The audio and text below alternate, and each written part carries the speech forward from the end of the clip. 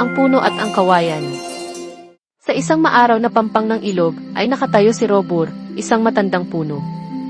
Malapad ang kanyang katawan, ang kanyang mga sanga ay parang mga braso na bakal, at hinding-hindi siya yumuyuko. Ang lakas ang lahat, pagmamayabang niya sa hangin. Ang hindi pagyuko ang siyang pagiging makapangyarihan. Sa di kalayuan ay may isang kumpol ng kawayan, at isa na roon si Rain. Siya ay payat at maganda ang tindig, at kapag umiihip ang hangin, sumasayaw siya kasabay nito, ang kanyang berdeng katawan ay yumuyukod at umiindayo. Madalas siyang pagtawanan ni Robur. Tingnan mo nga naman, sa bawat ihip ng hangin ay yumuyuko ka. Wala kang lakas. Isang araw, naging madilim at kulay ube ang kalangitan. Ang ulan ay nagsimulang bumuhos, hindi sa patak kundi sa bugso.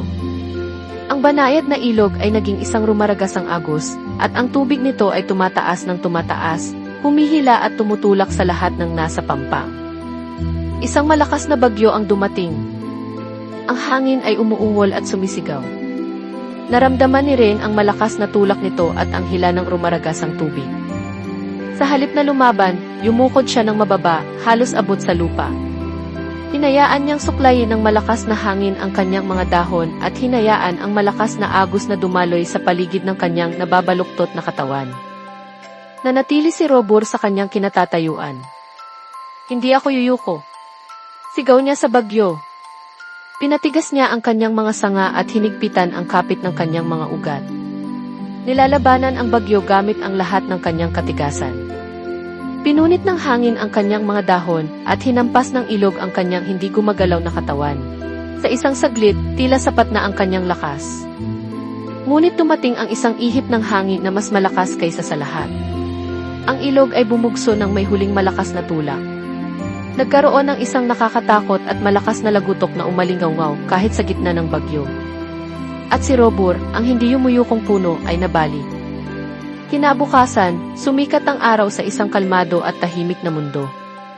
Itinuwid ni Rain ang kanyang sarili, pinagpag ang mga huling patak ng tubig mula sa kanyang mga dahon. Siya ay basa at pagod, ngunit siya ay buo.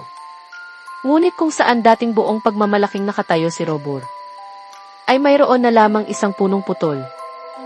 Hindi nagtagal, dumating ang mga tao mula sa kalapit na nayon upang tingnan ang ginawa ng bagyo. Wala na ang kanilang tulay. Paano tayo tatawid? Tanong ng isang bata.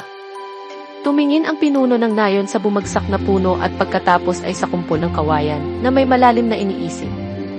Ang kawayan ang magpapakita sa atin ng daan, sabi ng pinuno.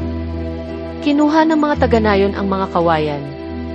Namangha sila kung paano ito maaaring baluktutin at paghabi-habiin na lumilikha ng isang lubid na magaan, ngunit hindi kapani-paniwalang matibay. At paano si Robur?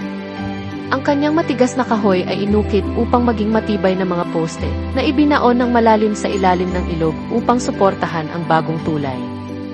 Nalampasan ni Rain sa pamamagitan ng pagyuko at pagpapakababa ang isang masamang panahon, samantalang si Robur ay napahamak sa kanyang pagmamatigas. Dahil dito, namulat ang mga taga-nayon sa isang bagong paraan upang maging malakas. Sa paraan na ito ay binuo nila ang pinakamatibay na tulay sa lahat. Mag-subscribe na at pindutin ang bell para makatanggap ka ng notifications ng mga maikling kwento, ngunit puno ng aral sa buhay.